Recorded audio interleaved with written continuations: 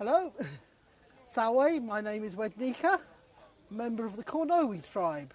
Thank you. So, when I came over earlier, I spotted you've got a loom set up here. Yes, this is a warp-weighted loom, particularly used in the Northern Empire. And So when you say the Northern Empire, you talk about Northern Europe? northern part of the Roman Empire. Northern part of the Roman Empire, yeah. Perhaps in the sort of southern area of Greece and that they might have more often used an upright loom. Yeah. So this would be a common item, this kind of construction. You'd see this in most houses. Every Roman woman was expected to be able to spin and weave to clothe their own household. Similarly, the Celts would also have spun and woven and clothed their households. So is this something you'd learn as children then? How would that sort of knowledge be passed across? It would be passed on from woman to woman. Yeah. Woman to daughter. But not to the sons, I guess. Not in the Roman Empire, certainly not. No. No, they were far too busy going to be senators or soldiers. Or soldiers. They had other things to do, other fish to fry. Yes. Okay. Yes. But every Roman woman, including the empress, would have been expected to spin and weave. Really? So even at the highest echelons of society, you'd still have these basic skills? Yes. And it was regarded as the sign of a good wife.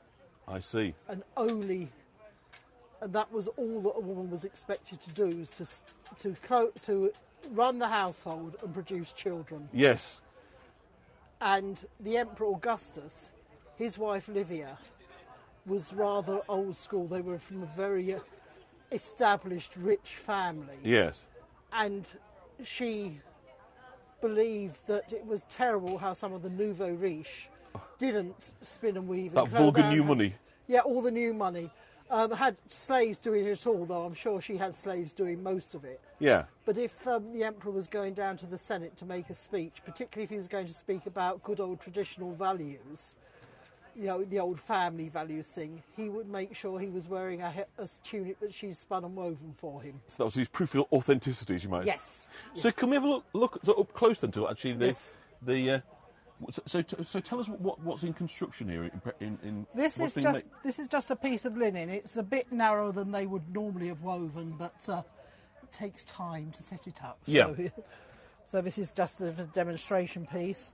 You have the threads supported. Yeah. There are weights at the bottom. Got you. So you're getting the tension is just literally free hanging, isn't it? Yes, they have to be is that free hanging. Terracotta sort of. They are terracotta because although sometimes you see, particularly some museums, they set up a loom and they have all sorts of different stones on it. Yeah. They wouldn't work. Right. You have to have the same weight.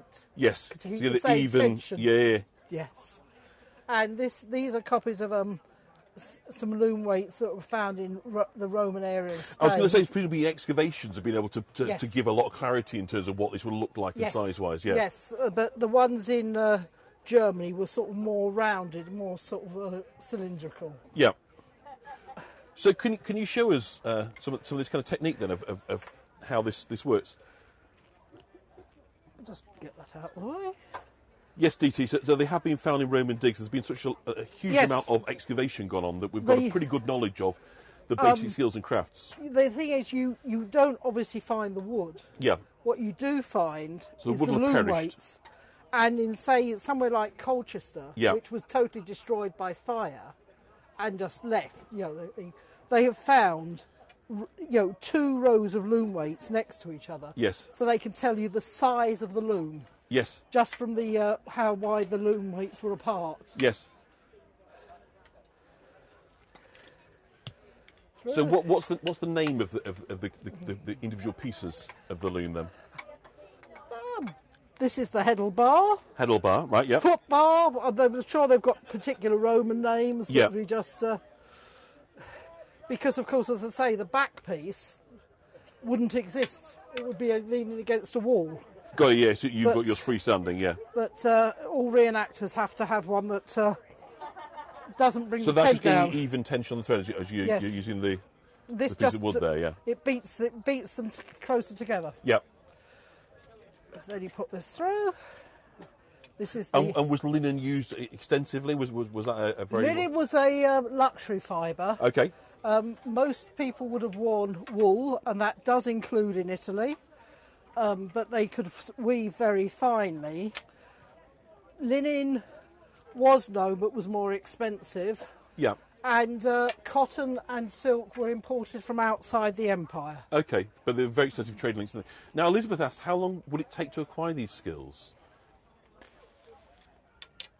Well, you were expected to be a high-class Roman woman would have possibly been married off between 12 and 14. Okay. So, Although she would then have moved into her husband's house, which would probably have been his father's household still. Yeah. Because he would not have been independent of his father. So you're done with little hands, with it? There's dexterous little fingers, like Yes. Yes. And as I say, it could. There was obviously different levels of skill. The Emperor Claudius, one of his wives, was known to be a particularly fine weaver. Yeah. And the quote is that he had her loom set up in the hallway of the home, Yeah. so that everybody could see what a good and industrious woman she was. Actually, she probably had the loom set up in the hallway of the home, so she could see what she was doing. Yeah, but because the light must have been a problem, wasn't it? Yes. To do this close work. Well, they didn't have that huge windows, so the hallway, which would have been basically an inner courtyard, would have been the most open space. Yeah, I got you. So, And there was, of course, the other advantage: she could see who was coming in and out of the house. so keep an eye on comings and goings. So I've just had a question here. How do you change the warp? You pull the heddle bar forward, Right. and every other one is held onto by a heddle, Yeah. and put that through, and hope I've remembered which way I'm doing it, as well as talking. Isn't this fabulous? And then you go back, and the weights pull it back. Can you see that? Can you pick that up here? So we've got two sets of weights either side, and obviously this bar here is holding these outwards. These so front it's maintaining ones the front never tension, yeah. don't move. Yeah. The back ones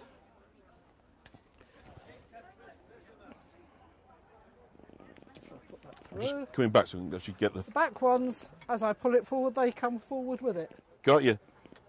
Listen, thank you. So, can you just tell us a little bit about what's down here before we move on and leave you in peace? You've more than acquitted yourself as the first victim. This is what's known as a rigid heddle loom. Right. This is a larger wooden copy of a very tiny one, about the size of a matchbox. Right. That was found, that was made out of ivory and silver rather. Yeah. That was found at Arbea, which we now call South Shields. Okay.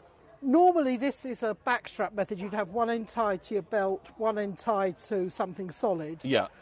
But I'm banned from tying it to the tent poles. And again, it's just a question of... So this is what you could do on the move, isn't it? As you might say. Well, no, not on the move, because you're tied to something. No, but I mean, you could take it with you if you were Yes. a travel loom, as you might say. Yes. Isn't that fabulous? And as you can see again, the ones in the holes are moved, the ones in the slots stay where they are. Yeah. So in terms of, which I had a question about the original size, do we believe that the two loom sets, I know you said that would have been standing against a wall, but is that reasonably, you think, the size that typically would you'd expect it to be? Bigger. Bigger? This would be bigger. This would be Yes. bigger, yeah, okay. Yeah. So- Certainly be taller to get more of a drop, and possibly wider. Yeah. But certainly bigger. Listen, thank you so much for that demonstration. I'll turn the camera around and you'll say, if we give a thumbs up, please, for our demonstrator. Let's just show a bit of digital loves here, Alec, from New York and various places, Kentucky there, Montana, Eastbourne in England. So thank you so much.